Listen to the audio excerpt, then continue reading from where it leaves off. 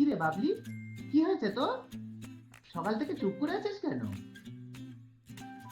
দূর, ভাল লাগে না। দেখ না, আমাদের সব বন্ধুরা পুজো এবার কলকাতা যাচ্ছে, কিন্তু আমায় এবার হায়দ্রাবাদেই থাকতে হবে।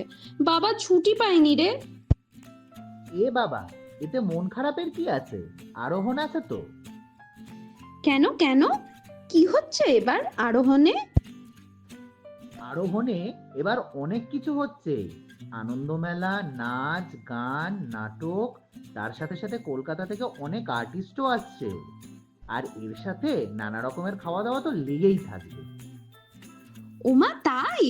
তাহলে তো কলকাতার পুজো আর মিসই করতে হবে না, এখানেই সব মজা হবে। ইয়ে, যাই যাই, শপিং স্টার্ট করে দিই।